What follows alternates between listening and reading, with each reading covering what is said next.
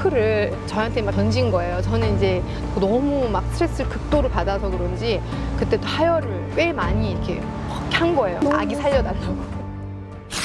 오늘은 김연경 간호사님을 모셨는데요. 자기소개 부탁드립니다. 미국에서 간호사로 일한 지 18년 차 되는 미국 간호사입니다. 어떤 일을 하시나요?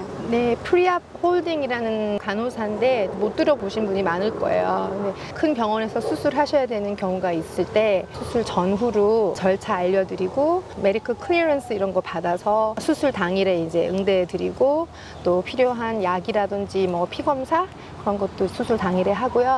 또 퇴원 후에 지시사항 같은 거 알려드리고 그런 거 하고 있어요. 응급실 상황은 어떤가요? 응급실에 이렇게 무슨 코드블루처럼 떠요. 레벨 1, 뭐 알파 트라우마, 브라보 이렇게 레벨이 있어요. 그래서 가장 긴급한 상황은 알파인데요. 수술방 잡아갖고 바로 가야 되는 건샷, 사고가 엄청 심하게 나서 막 수술 안 하면 죽음의 고비를 왔다 갔다 하시는 분들이 이제 가시고 코로나 때가 생각이 안 날 수가 없죠. 완전히 그때는 전쟁터 같은 곳에서 일을 했기 때문에 간호사로서의 중요성을 많이 느낀 긴박한 상황이 많았죠. 이렇게 돌면 한 분이 돌아가시고 돌아서 뭐 하다가 또 보면 그분 또 한 분 돌아가셨고 그래서 되게 슬펐어요. 다시는 겪고 싶지 않은. 간호사도 사람이기 때문에 그들과 똑같이 위험해질 수도 있지만 거기로 나가는 거잖아요. 그때는 정말 임종을 가까이 하신 분들은 가족분들이 못 오셨잖아요. 그래서 돌아가시는 그 순간을 아이패드 이렇게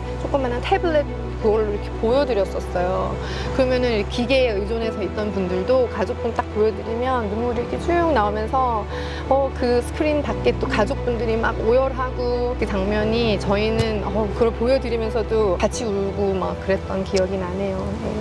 너무 안타까운 네. 시기였어요. 네. 맡았던 환자 중에 가장 기억 남는 환자가 있나요?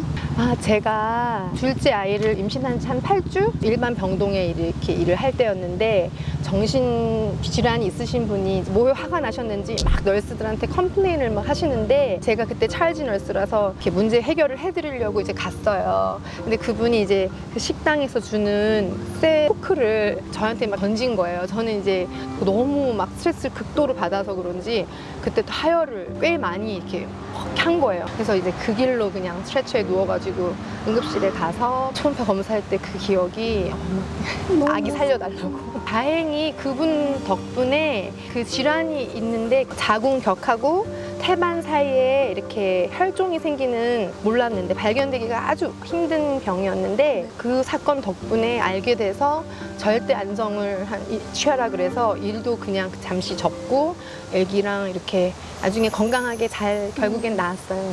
빨리 처치할 수 있었어서 네, 정말 병원에 다행이에요. 있었으니까 네, 제가. 네. 그러니까요. 그러니까 그때 스트레스가 이렇게 네. 몸에 나쁘구나. 수축을 하니까 그 혈관이 착 쪼그라들면서 그게 하혈이 됐던 것 같아요. 스트레스 받지 말고 일하세요. 또 기억에 남는 환자분이 또 한 분 계신데 그분이 큰 수술을 앞두시고 너무 이렇게 극도로 떠시는 거예요. 일반 사람들하고 다르게 막 몸을 막 덜덜덜 떨 정도로. 그래서 제가 손을 이렇게 잡아드리면서 이 수술이 왜 해야 되며 수술이 이렇게 잘 된 케이스도 많았다. 외과 의사들이 이만큼 많이 경력이 많고 잘 해드릴 수 있다. 얘기를 해드렸죠. 좀 마음이 좀 가라앉으셨더라고요. 그래서 제가 옆에 앉아고 차링을 하면서 잔잔한 음악을 이렇게 제 핸드폰으로 틀어드렸어요. 그랬더니 애기같이 몇 분이 지나지 않아서 그 막 떨던 분이 새근새근 주무시는 거예요. 그래서 그때 제가 간호사 하기를 진짜 잘했다 그런 생각을 했어요. 환자 입장에서 진짜 너무 고마울 것 같아요. 얼마나 무서웠겠어요. 그 사람이 옆에 있다는 거, 불확실한 그런 상황에 놓여 있을 때 누군가가 희망을 전해줄 수 있다는 거, 그런 건 정말로 좋은 직업인 것 같아요. 네. 정서적으로 힘든 순간이 올 때는 어떻게 버티시나요? 초기에 제가 안병동에서 일을 했을 때는 밤 시프트였어요. 그래서 제 바이오리듬을 막 거슬러 가면서 일을 하니까 4-5시간도 못 자고 막 일을 하고 정말 며칠 전까지만 해도 걸어서 이렇게 멀쩡해서 오셨던 젊은 분이 막 하루하루 막 생명의 빛을 잃어가는 게 눈에 막 보여요, 그게. 그리고 뒷날에 와보면 돌아가신 다음에 또 다른 분이 거기 계시고 막 그런 걸 너무 반복적으로 보다 보니까 지금 와서 생각했을 때 우울증이 온 것 같아요. 우울감이 너무 많았어요. 네, 일하기도 너무 가기도 싫고 거기는 꽤 이제 돌아가시는 분도 많기 때문에 제가 어제까지만 해도 막 약드리고 했던 분을 제가 이제 처리를 해야 되는 거예요. 그래서 영안실로 가기 전에 그 병동에 이제 시신을 잘 이렇게 넣고 하는 그런 모 케어를 해야 되는 경우가 있어요. 그때 너무 나이도 어렸기도 했고 제가 근무 후에도 계속 생각이 나고 또 막 슬퍼하는 가족들 막 감정이 너무 막 이입이 돼갖고 힘들었었는데 그게 더 슬픈 거는 한 제가 그 병동에서 일한 지 5, 6년 정도 되니까 이게 아무렇지 않게 된 거예요. 그게 삶의 일상처럼. 근데 막 시신 닦으면서도 나 점심 때는 뭐 먹지? 막 직장 동료랑 얘기도 하고 막 농담도 하고 그렇게 된 제 자신을 보면서 그게 또 여기는 오래 있을 때는 아니다. 그때 제가 트랜스퍼 결심을 했어요. 네, 너무 심적으로 아파서. 아파서. 지금도 안병동에서 일하시는 분들, 호스피스 병동 그런 데서 오래 이렇게 사명감 있게 일하시는 분들은 정말 존경해요. 네, 그분들은 대단하신 것 같아요. 지금은 옛날에 그 힘든 걸 생각하면서 지금은 좀 희망적인 데서 일을 하니까 암에 걸리셨더라도 초기에 발견을 해서 수술을 하면 나아질 거라는 그 희망이 있는 거잖아요. 이 프리압이라는 곳이. 그래서 조금 더 제가 밝게 긍정적으로 일할 수 있는 것 같아요. 너무 다행이에요. 수술이 되게 다양해요. 서컴시즌 암 제거 수술부터 해서 또 아까 말씀드린 트라우마 케이스까지 다 하면은 많이 해요. 진짜 바쁘실 것 같아요. 저만 하는 게 아니니까 할만해요. 미국 간호사 면허 준비는 어떠셨나요? 일단 영어가 너무 어려웠어요. 한국에서 중고등학교 때 배운 영어가 전부였기 때문에 일단은 강의 들을 때 이렇게 녹음기 그거 들고 그걸 녹음을 해서 도서관이나 이런 데 가서 다시 이제 몇 번이고 듣는 거예요. 이해될 때까지. 또 마지막 학기에는 그 NCLEX RN이라는 면허 시험이 있거든요. 근데 그것을 이제 특강식으로 그것만 파요.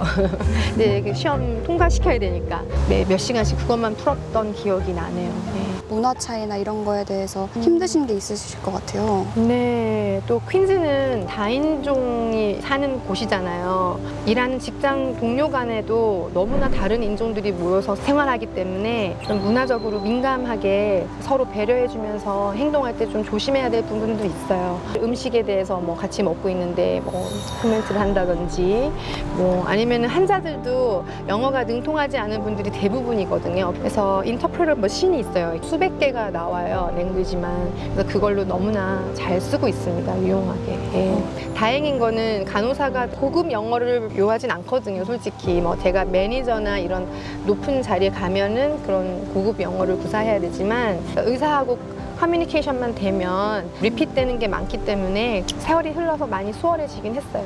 실례가 안 된다면 네. 간호사 초봉은 어떻게 되나요? 제가 일할 당시에는 18년 전이었죠. 그래서 6만 불, 뭐 6만 5천 불 그랬던 것 같아요. 1년에 연봉이. 근데 요즘 친구들 온 거 보면은 10만 불도 넘는다고 그러더라고요, 초봉이. 병원마다 다르죠. 혹시 18년 차 되신 영경 간호사님의 연봉은 어떻게 되시나요? 세금 후에 말씀하시는 거죠. 한 10만 불 좀 넘는 것 같아요. 네. 간호사의 베네핏은 뭐라고 생각하시나요? 많죠. 건강보험, 가족까지 다 포함되고 1년에 베케이션이 5 weeks. 퍼스널 데이 3일 있고 식데이가 12일, 컨퍼런스 데이라고 이제 1년에 한 2, 3일씩 줘요. 배우러 다니라고. 네.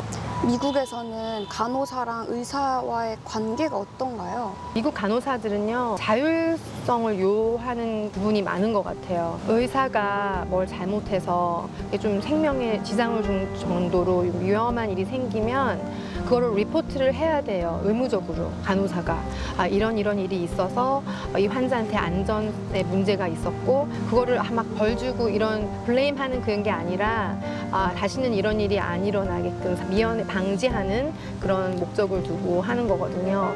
또 간호사가 의사가 주는 오더만 수동적으로 일하는 게 아니라 간호사가 할 수 있는 또 오더도 있어요. 예를 들면 낙상 금지, 폴 프리벤션에 뭐 간호사가 더 주도가 돼서 하는 경우도 많고 의사랑 간호사의 관계는 서로 영역을 좀 존중해주고 서로 의지하는 부분도 있고 그냥 같은 팀, 한 팀이다 하는 그 팀워크 이뤄가면서 그 직장 동료 간의 관계도 가족 같은 느낌? 한 군데서 많이 오래 일하신 분은 40년도 일하신 분도 계세요.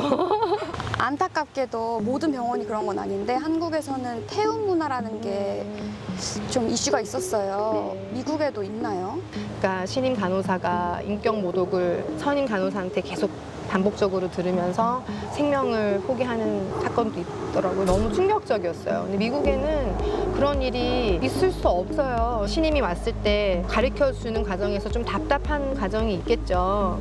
이게 뒤에 가서 얘기하든지 속으로 이렇게 좀 답답해하는 경우는 있어도 막 일부러 이렇게 힘든 상황을 만들어서 너 어떻게 해결하나 보자 막 이런 골탕 먹이는 간호사는 없어요. 만약에 있다 하더라도 HR에 리포트를 하죠. 문제 해결을 할 것 같은데요. 미국 간호사들은 그런 건 못 들어본 것 같아요. 의료 시스템이라는 게 조그만한 실수도 용납되지 않는 좀 촉박한 상황이 많잖아요. 생명에 지장을 주면 안 되는 그런 상황이라서 아마 그 태움 문화도 그런 의미에서 생기지 않았을까요? 되게 슬펐어요. 그 얘기 듣고. 그리고 또 개인적으로 생각하는 때 자책하지 않는 그런 문화가 있잖아요. 제가 실수했어요. 그럼 남이 너 실수했어. 그러면 고맙다고.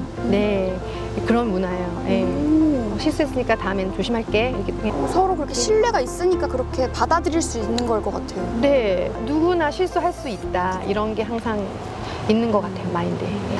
아이 둘이 있으신데 워킹맘으로 일하시는 건 어떠신가요? 다들 재택근무를 그때는 많이 했었어요. 저는 재택근무가 안 되잖아요. 저희 남편도 재택근무는 안 하는 그런 특성의 직업군이라 가면은 애들을 좀 너무 어렸을 때인데 너무 이렇게 밀어놓고 그냥 나 일하러 가야 돼요 이러고 나온 그런 느낌이라 좀 미안하고 좀 그랬었는데 아이들이 이제는 좀 크고 이해할 만한 나이가 되니까 엄마가 어떤 일을 하고 내가 얼마나 환자 돌보는 일을 사랑하며 자부심을 갖고 일하는지 가끔 얘기해 주려고 노력하는 편이고요.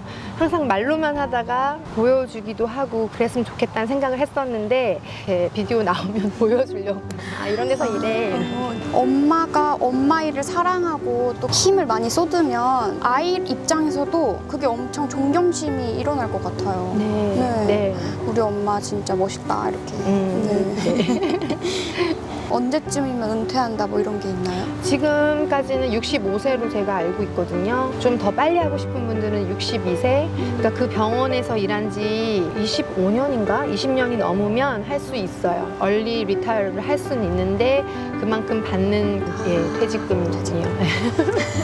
언제까지 하고 싶으세요? 체력이 되는 한 더 오래 하시는 분들 많아요. 퇴직하고 나서도 펄디움으로 일주일에 한 번씩 이렇게 다시 일하러 오시는 분이 있어요. 집에 있기 무료해가지고 오시는 분도 있고 재정적으로 또 뭐 필요해서 오시는 분도 있고 그래요. 좋다. 되게 진짜. 플렉서블